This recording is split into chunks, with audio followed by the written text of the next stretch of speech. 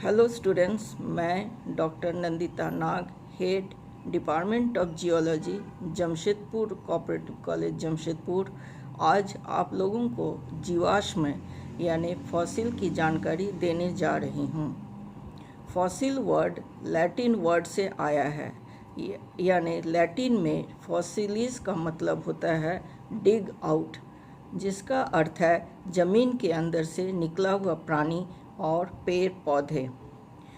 आप सबों को पता होगा कि पृथ्वी पर 3 प्रकार के चट्टान है, इग्नियस, सेडिमेंट्री और मेटामॉर्फिक।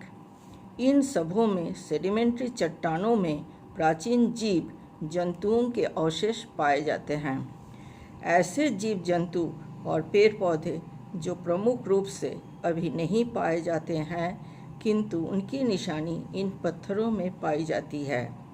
सेडिमेंट्री रॉक्स में अवस्थित इन्हीं अवशेषों को फॉसिल या जीवाश्म कहते हैं।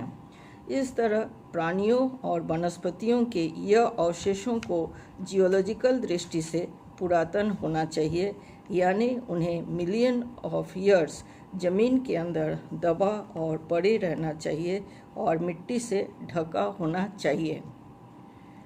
किंतु यदि किसी प्राणी के कंकाल को कब्र से खोदकर निकाला जाए तो उसे फॉसिल नहीं कहा जाता है। फॉसिल बनने के लिए डिफरेंट कंडीशंस है। यह संभव नहीं कि प्रत्येक प्राचीन प्राणी या वनस्पति फॉसिल बन जाए।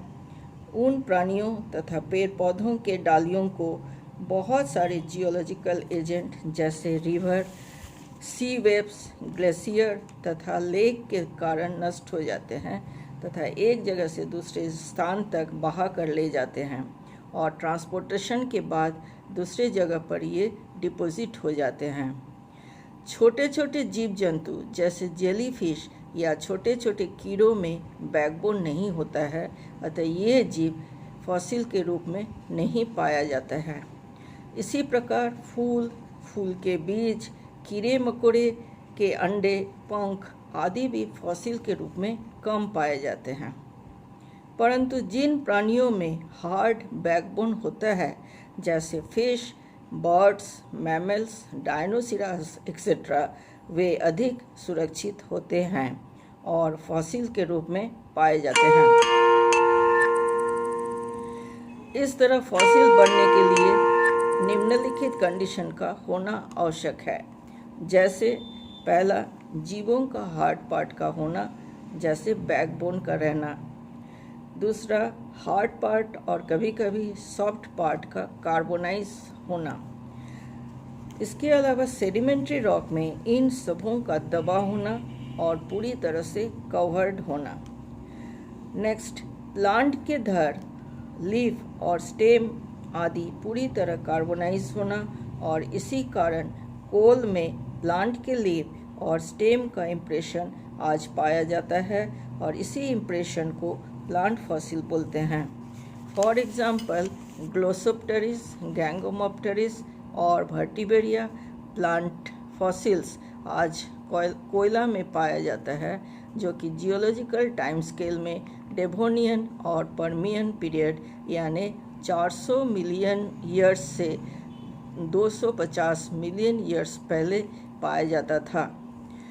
पूरे पेड़ का मोटा धड़ जमीन के अंदर दबकर फॉसिल के रूप में कन्वर्ट होना इस तरह का फॉसिल पार्क इंडिया में राजस्थान के जैसलमेर में है, जहां नियरली 30 to 40 फीट का पेड़ पूरी तरह फॉसिलाइज हो गया है।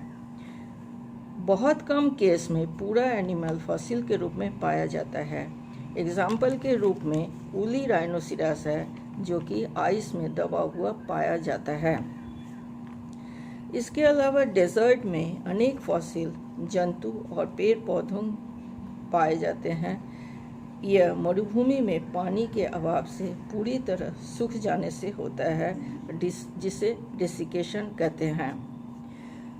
जो भी केमिकल, बायोलॉजिकल और जियोलॉजिकल प्रोसेस के चलते जीव जंतु और पेड़ पौधे फॉसिल में कन्वर्ट होते हैं, उसे फॉसिलाइजेशन कहते हैं। कभी कभी जीव जंतु और पेड़ पौधों की डालियाँ आदि वोल्केनिक ऐश, लावा और वोल्केनिक रॉक्स के नीचे दबा होता है। इसके अलावा अलकतरा यानी तार पिट, ऑयल सीपेज आदि भी इन एनिमल एंड प्लांट्स को ट्रैप करने में मदद करते हैं। इस तरह का डेथ ट्रैप यूएसए में लॉस एंजलिस और कैलिफोर्निया में है। अनेक प्राचीन काल के हाथी, जिसे मैमोथ बोलते हैं, घोड़ा और अनेक प्रकार के जानवर जो मिलियन ऑफ ईयर्स पहले थे, उनका फॉसिल अब पाया जाता है। फॉसिल के अध्ययन से अनेक बातों की जानकारी मिलती है और फॉसिल से अनेक प्रकार के लाभ होते हैं, जिसमें कुछ इस प्रकार है। पहला, ये हमें एंशियंट एनिमल, प्लांट की जानकारी देता है। वे प्लांट और एनिमल कहाँ थे, कहाँ से कहाँ माइग्रेट किए थे, पूरे पृथ्वी पर ये कहाँ कहाँ पाए जाते हैं, इन सबों की जानकारी फॉसिल से प्राप्त होता है। दूसरा, रॉक्स के डिफरेंट लेयर्स के बारे में जानकारी देता है। जैसे पुराने फॉसिल्स सबसे नीचे के पत्थर में पाए जाते हैं और नए बने फॉसिल्स अंडर यंगर रॉक्स में पाए जाते हैं। इसके अलावा ये पैलियो जियोग्राफी यानी एंशियंट जियोग्राफी की जानकारी देता है। ये पैलियो क्लाइमेट यानी मिलियन ऑफ ईयर्स बिफोर कैसा क्लाइमेट था, उसकी जानकारी देता है।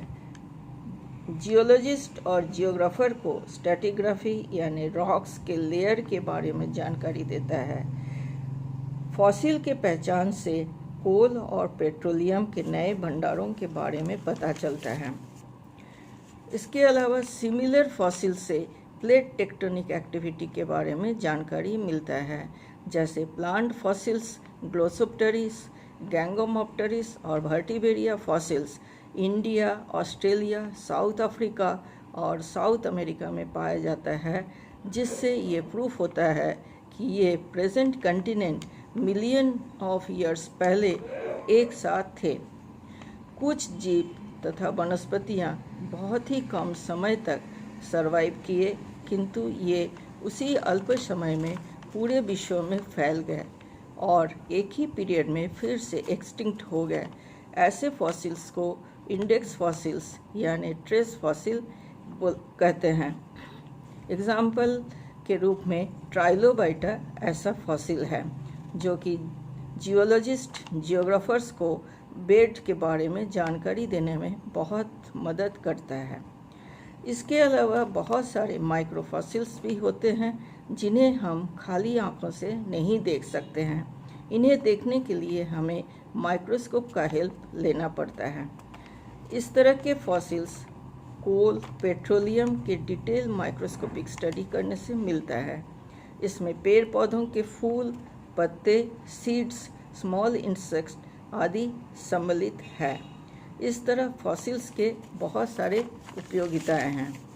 अभी मैं आपको कुछ फॉसिल्स दिखाती हूँ। जैसे ये एक फॉसिल है जिसमें ऊपर का पोर्शन पूरी तरह, देखिए पूरी तरह ये स्टोन में कन्वर्ट हो गया है। इसको म्यूरेक्स बोलते हैं। इसके अलावा ये दो फॉसिल्स है जो कि जिसमें ये पत्थर में कन्वर्ट हो रहा है और इसका नाम है टूरीटिला।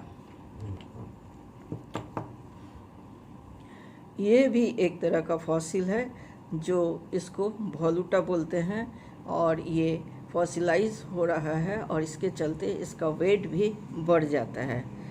तो ये थी फॉसिल के बारे में जानकारी। आशा है आप सबों को मेरा ये प्रेजेंटेशन अच्छा लगा होगा। धन्यवाद।